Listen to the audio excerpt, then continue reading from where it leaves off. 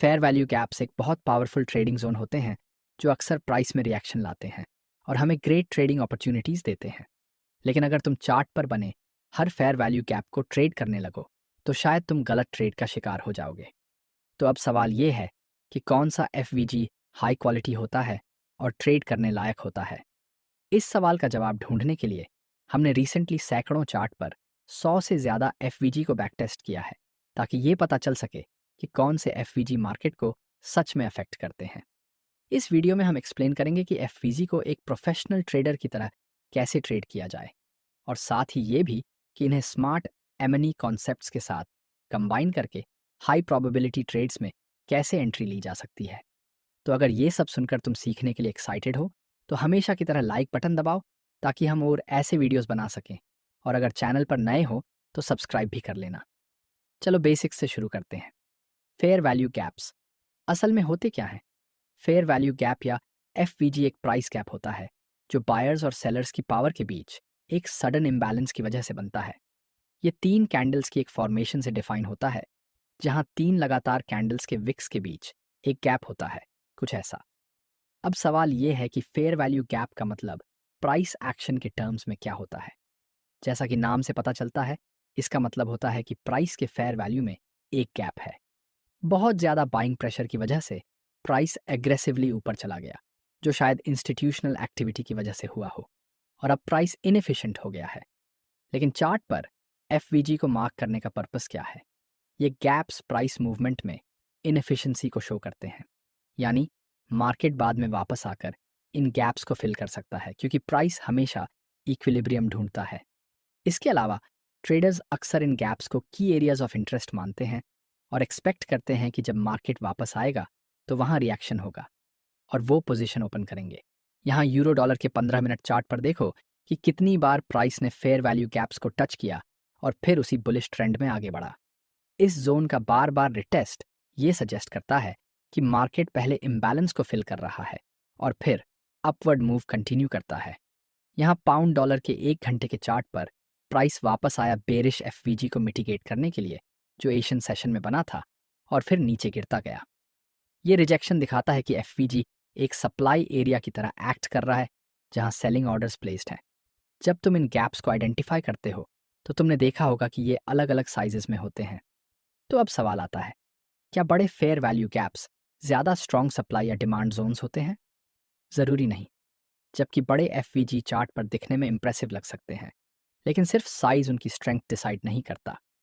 इसका रीज़न ये है कि बड़े एफ अक्सर हाई वॉलेटिलिटी के समय बनते हैं, जैसे न्यूज़ रिलीजेस या इंस्टीट्यूशनल मूव्स के दौरान। ये स्ट्रॉन्ग मोमेंटम दिखा सकते हैं, लेकिन ये जल्दी फिल भी हो सकते हैं और रिवर्सल जोन्स की तरह होल्ड नहीं करते। वहीं छोटे, ज़्यादा प्रिसाइज एफ स्पेशली जब वो स्मार्ट मनी कॉन्सेप्ट्स जैसे liquidity grabs, market structure break या मार्केट डायरेक्शन के साथ अलाइंड हों, ज़्यादा रिलायबल और साफ रिएक्शंस देते हैं। तो साइज से हमें वॉलेटिलिटी का अंदाज़ा लग सकता है, लेकिन जब बात इफेक्टिव ट्रेडिंग की आती है तो कॉन्फ्लुएंस ही सबसे ज़रूरी फैक्टर होता है। अब आता है मेन क्वेश्चन, कौन सा एफ हाई क्वालिटी होता है और ट्रेड करने लायक होता है? फेयर वैल्यू गैप्स सबसे अच्छा तब काम करते हैं जब वो मार्केट स्ट्रक्चर के कंडीशंस के साथ अलाइंड हों। जब तुम इन्हें एसएमसी के की एलिमेंट्स के साथ कंबाइन करते हो तो ये पावरफुल एंट्री पॉइंट्स बन जाते हैं जो बहुत प्रिसाइज होते हैं। High quality fair value gaps को आइडेंटिफाई करने के लिए तुम्हें 3 की फैक्टर्स पर ध्यान देना होगा: मार्केट डायरेक्शन, लिक्विडिटी और रिट्रेसमेंट लेवल्स। जब ये तीनों किसी एफ के साथ अलाइंड हों, वहीं पर सबसे हाई प्रोबेबिलिटी ट्रेड्स मिलती हैं। तो चलो अब इन तीनों कॉन्सेप्ट्स को ब्रेक डाउन करते हैं। मार्केट डायरेक्शन, इससे पता चलता है कौन कंट्रोल में है। बेसिक प्राइस एक्शन से हम जानते हैं कि एक परफेक्ट ट्रेंडिंग मार्केट में प्राइस हायर हाइज और हायर लोज बनाता है।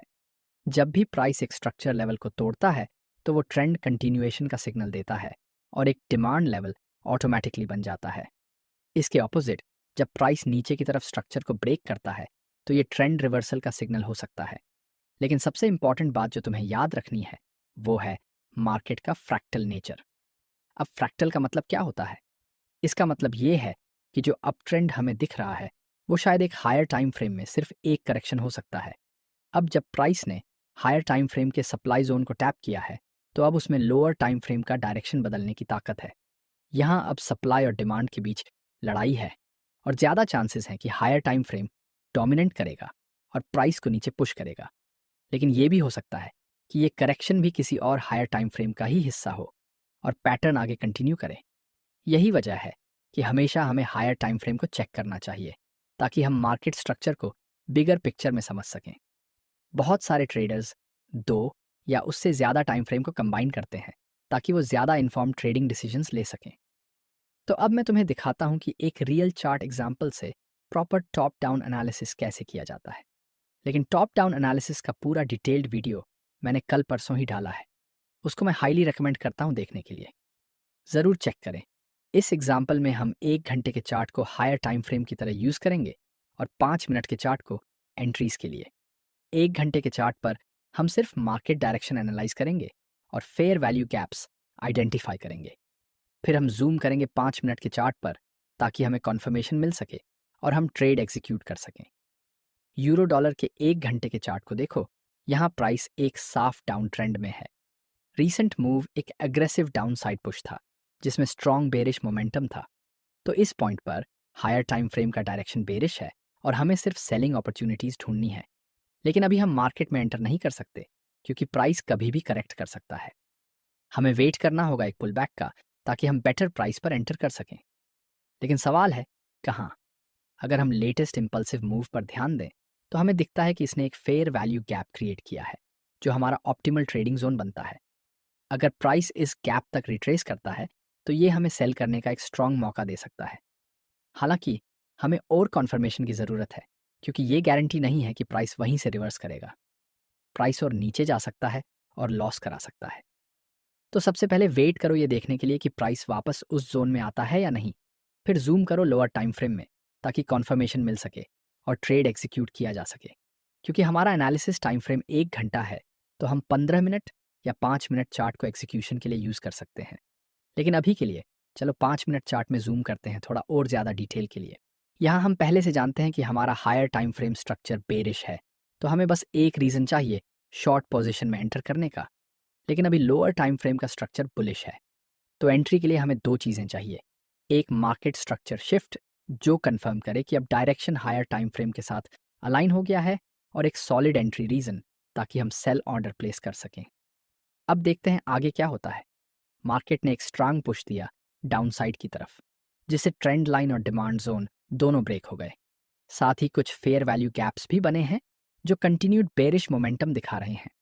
हम इस मूव को एक सिग्नल मान सकते हैं कि मार्केट स्ट्रक्चर शिफ्ट हुआ है, और साथ में ये शॉर्ट जाने का एंट्री रीजन भी बन जाता है। तो ट्रेड को हम ऐसे एग्जीक्यूट करेंगे।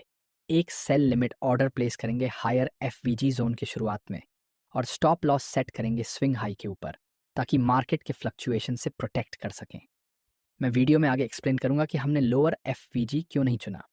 टारगेट के लिए हम करंट प्राइस के आगे जो अनमिटिगेटेड फेयर वैल्यू गैप है उसे एम कर सकते हैं, जो हमें 1:2 से ज़्यादा का रिस्क टू रिवॉर्ड रेशियो देगा।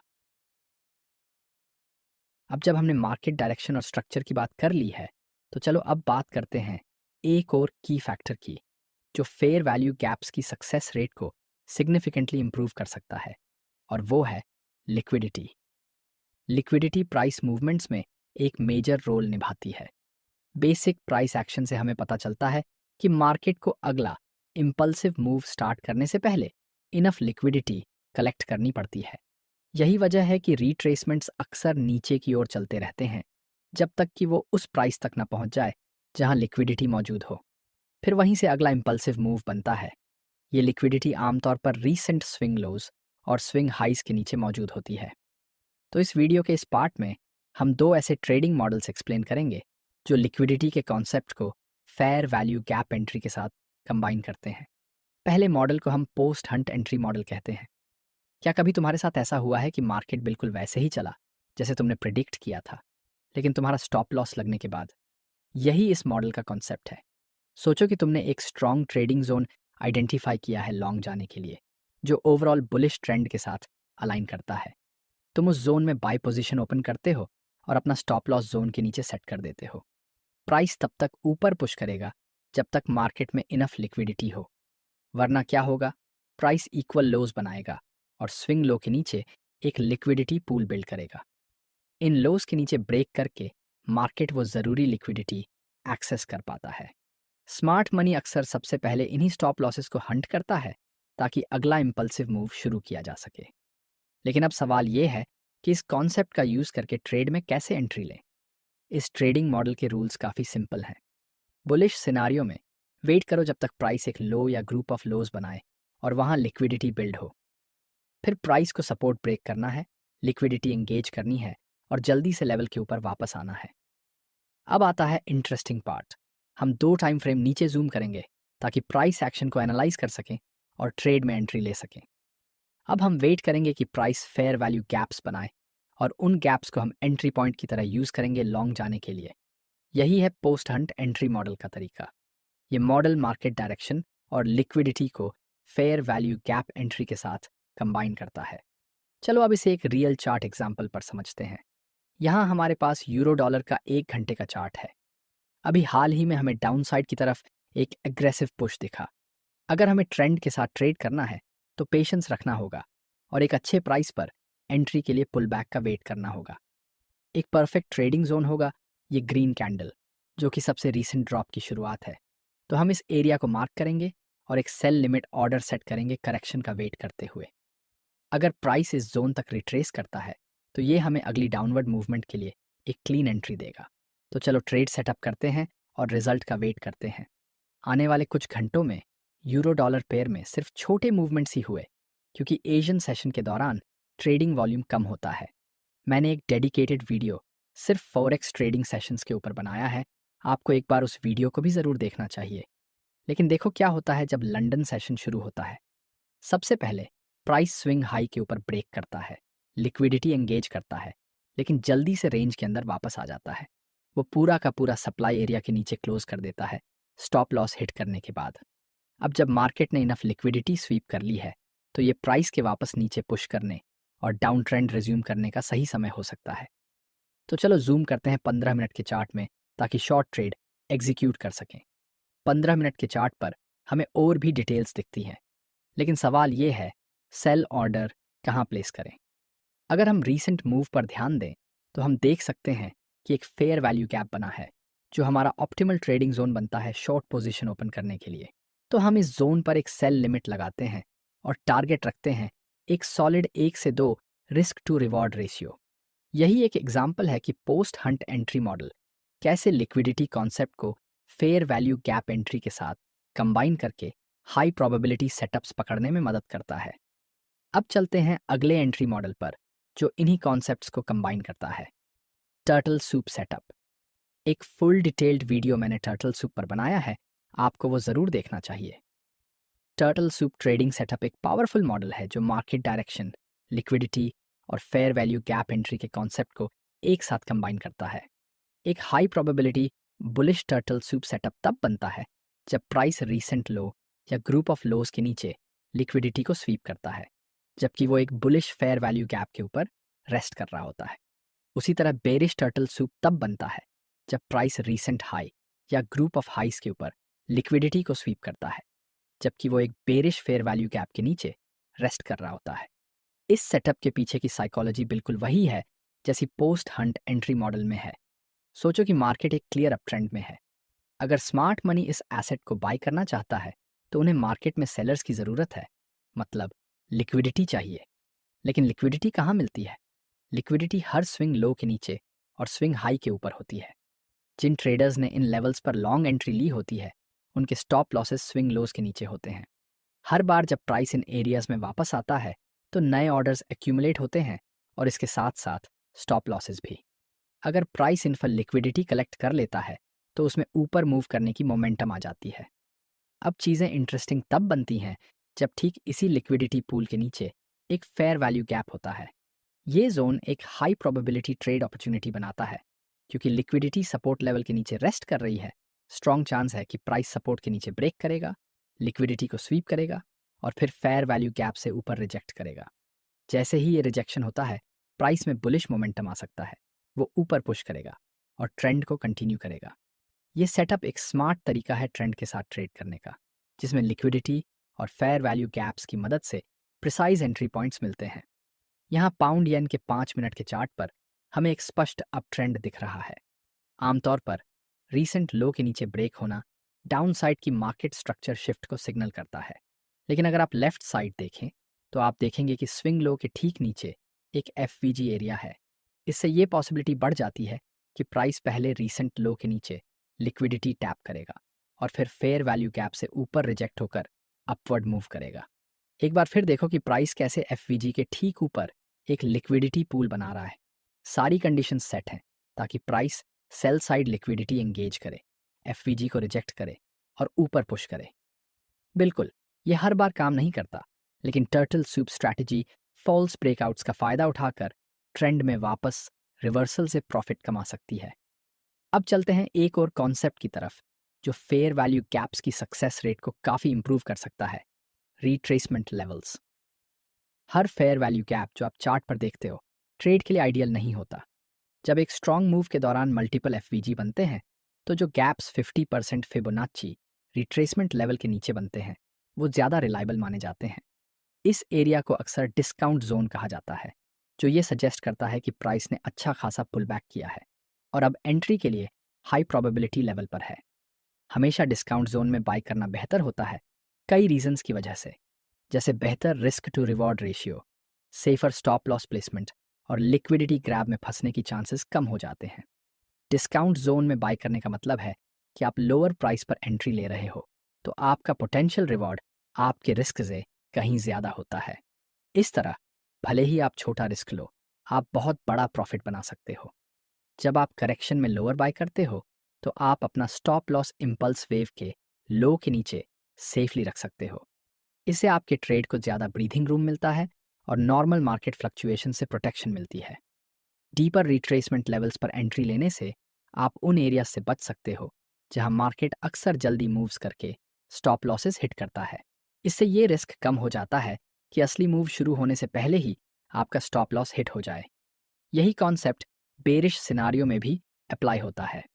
अगर मार्केट बेरिश है तो हमेशा हमें प्रीमियम जोन में सेल करना चाहिए, यानी 50% फाइबोनाकी रिट्रेसमेंट लेवल के ऊपर।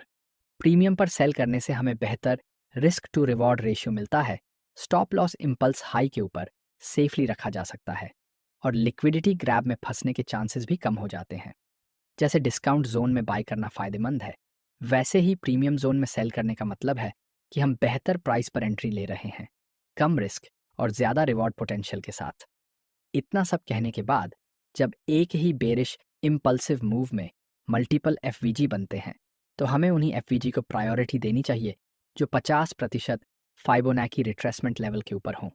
इससे सक्सेस रेट बढ़ जाता है। ट्रेडिंग हर मूव को प्रिडिक्ट करने का गेम नहीं है, ये सही मौके का इंतज़ार करने और उस वक्त अपने रिस्क को मैनेज करने की स्ट्रैटेजी है। हाई क्वालिटी सेटअप्स पर फोकस करो, पेशेंस रखो और मार्केट को खुद आपके पास आने दो। तो दोस्तों, आज के लिए बस इतना ही। अगर ये वीडियो आपके लिए हेल्पफुल रहा हो तो लाइक करना मत भूलना और हमारे चैनल को सब्सक्राइब ज़रूर करना।